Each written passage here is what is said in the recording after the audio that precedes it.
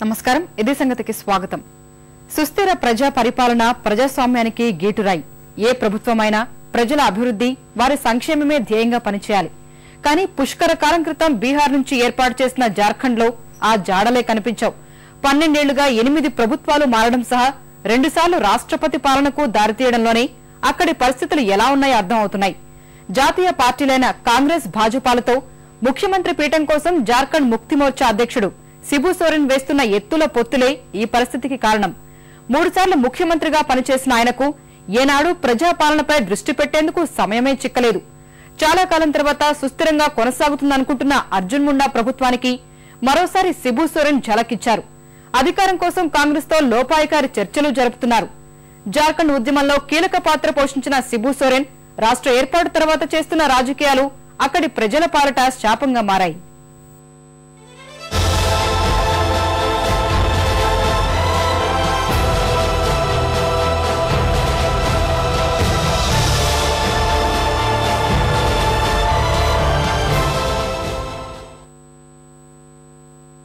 జార్ఖండ్ బీహార్ నుంచి 12 ఏళ్ల క్రితం ఏర్పాటు చేసిన ఈ రాష్ట్రం ఖనిజ క్షేత్రం. ఓ రాష్ట్రం అభివృద్ధి కావడానికి అవసరమైన అన్ని సహజ వనరులు జార్ఖండ్ సొంతం. కాని రాజకీయ అనిశ్చితి, అవినీతి ఈ రాష్ట్రాన్ని అధోగతి పాలు చేస్తున్నాయి. రాష్ట్రం ఏర్పడిన పుష్కర కాలంలో ఏ ప్రభుత్వం పూర్తి స్థాయిలో మనుగడ సాగించలేని దుస్థితి. ఈ 12 ఏళ్లలో 8 ప్రభుత్వాలు మారాయి. అత్యధికంగా బాబులాల్ మరాండి నేతృత్వంలోని భాజపా సర్కార్ 852 రోజులు సాగితే అతి తక్కువగా సిబు సోరెన్ ముఖ్యమంత్రిగా ఉన్న జేఎంఎం ప్రభుత్వం 10 రోజులు పాలన సాగించింది. ఈ మధ్యలో 2 సార్లు రాష్ట్రపతి పాలన విధించారు. తమ అధికార దాహం వల్ల అన్ని రంగాల్లో రాష్ట్రం నాశనమవుతున్నా పట్టించుకోని నేతల తీరు వల్ల జార్ఖండ్ మరోసారి సంక్షోభంలో నిలిచింది.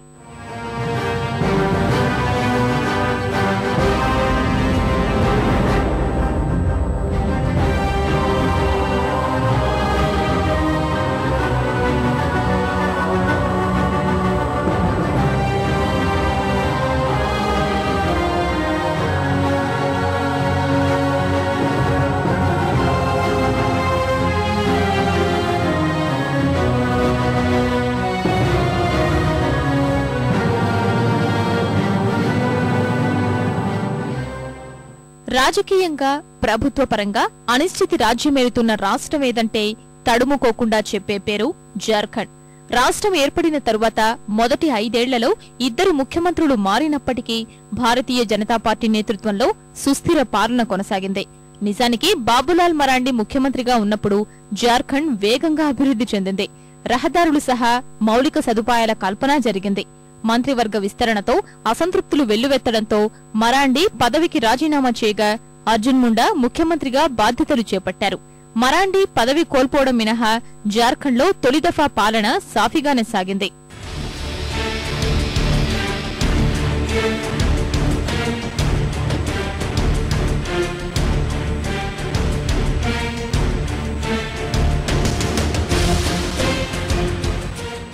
రెండు 2005లో జరిగిన ఎన్నికలు జార్ఖండ్ రాజకీయ ముఖచిత్రాన్ని మార్చివేశాయి. ఆ ఎన్నికల్లో ఏ పార్టీకి ప్రభుత్వాన్ని ఏర్పాటు చేసే ఆధిక్యం రాకపోవడంతో అనిశ్చితి మొదలైంది. జార్ఖండ్ ఏర్పాటుకు కారణమైన గిరిజన ఉద్యమాన్ని ముందుండి నడిపించిన సిబు సోరెన్ ఆ రాష్ట్ర తిరోగమనానికి బాటలు వేశారు. తగినంత బలం లేకున్నా ప్రభుత్వాన్ని ఏర్పాటు చేసిన సోరెన్ మెజారిటీ నిరూపించుకోలేక 10 రోజుల్లోనే రాజీనామా చేశారు.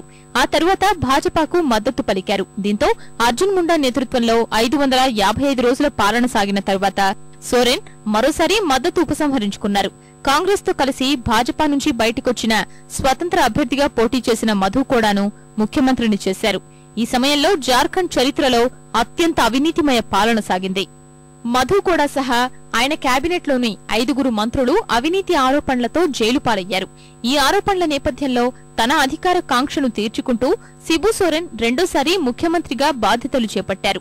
144 రోజుల తర్వాత జరిగిన ఉప ఎన్నికల్లో ఓడిపోవడం, ప్రభుత్వాన్ని ఏర్పాటు చేసేందుకు ఏ పార్టీ ముందుకు రాకపోవడం వల్ల జార్ఖండ్లో తొలిసారి రాష్ట్రపతి పాలన విధించారు.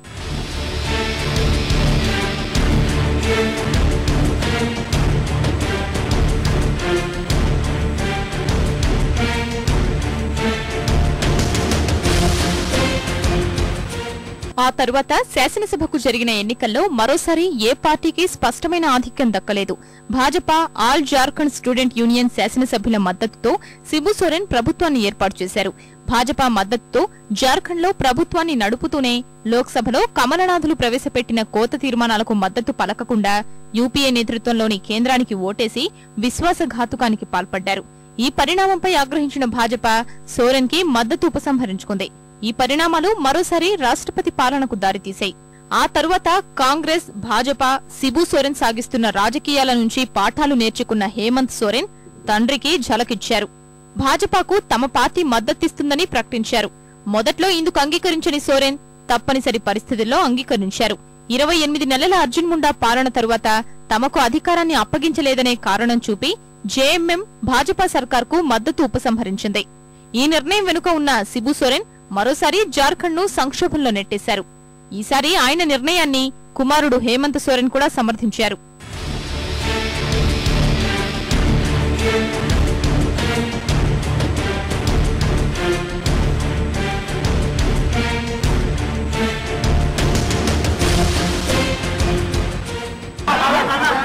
समर्थन हम लोगों ने वापस ले लिया है, जो विधिवत तरीके से और सभी प्रक्रियाओं से माननीय महामहिम अवगत है।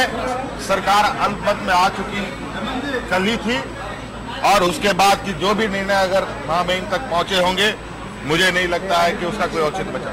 81 శాసనసభ స్థానాలు ఉన్న జార్ఖండ్ లో ప్రభుత్వ ఏర్పాటుకు 41 సభ్యుల బలం అవసరం. జేఎంఎం, ఏజేఎస్యు, జేడీయూ ఓ స్వతంత్ర సభ్యుడి మద్దతుతో భాజపా ఇన్నాళ్లు పాలన సాగించింది.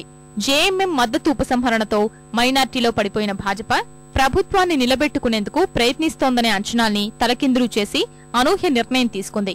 అధిష్టానం ఆదేశాల మేరకు ముఖ్యమంత్రిగా రాజీనామా చేసిన అర్జున్ ముండా సుస్థిర ప్రభుత్వాన్ని ఏర్పాటు చేసేందుకు ప్రజా తీర్పును కోరతామన్నారు. 28 నెలలకు అధికార మార్పిడి జరగాలనే ఒప్పందం జేఎంఎంతో జరగలేదని ఆయన స్పష్టం చేశారు. ప్రభుత్వాన్ని రద్దు చేయాలని గవర్నర్కు లేఖ అందజేశారు.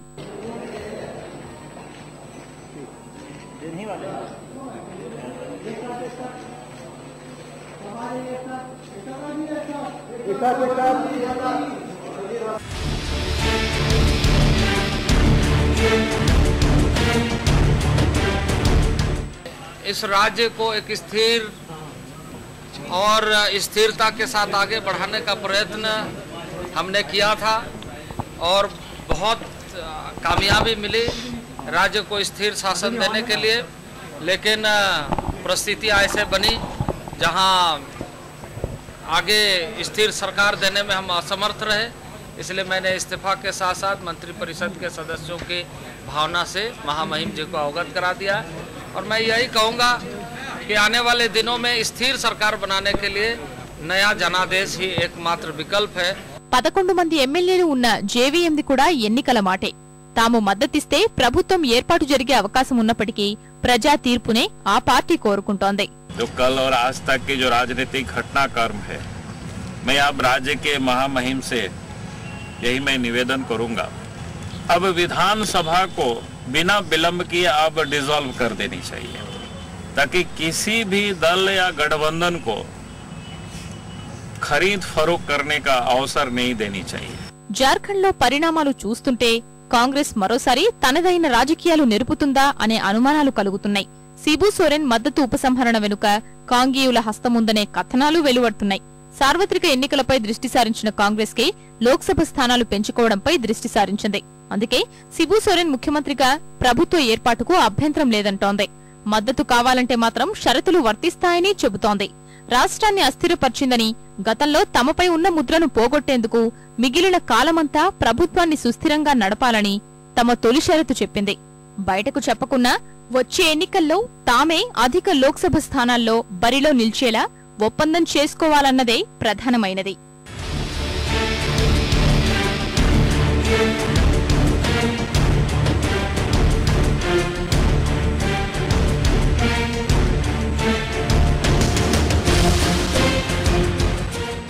ముఖ్యమంత్రి తరువాత కీలకమైన ఉప ముఖ్యమంత్రి, హోంమంత్రి పదవులు ఎవరికి దక్కాలో ఇప్పటికే కాంగ్రెస్, జేఎంఎం మధ్య చర్చలు జరిగినట్లు తెలుస్తోంది. శాసనసభలో కాంగ్రెస్ కి 13 మంది సభ్యులుండగా 5 ఆర్జేడీ సభ్యులు, మరో 5 స్వతంత్రులు నూతన ప్రభుత్వానికి మద్దతిచ్చే అవకాశాలు కనిపిస్తున్నాయి. అన్నీ కుదిరితే మరికొద్ది రోజుల్లో శిబు సోరెన్ 4వ సారి జార్ఖండ్ ముఖ్యమంత్రిగా ప్రమాణ స్వీకారం చేసే సూచనలున్నాయి. ఇప్పుడు జార్ఖండ్ విషయంలో 3 ప్రత్యామ్నాయాలు కనిపిస్తున్నాయి. కొత్త ప్రభుత్వం ఏర్పాటు చేయడం, లేదంటే రాష్ట్రంలో అనిశ్చిత పరిస్థితులు ఉన్నాయని మరోసారి రాష్ట్రపతి పాలన విధించడం, చివరగా భాజపా కోరుతున్నట్లే ఎన్నికలకు వెళ్లడం. వీటిలో ఏది నిజమవుతుందో, లేదంటే ఊహించని ఘటనలే జరుగుతాయో రాబోయే కాలమే సమాధానం చెబుతుంది.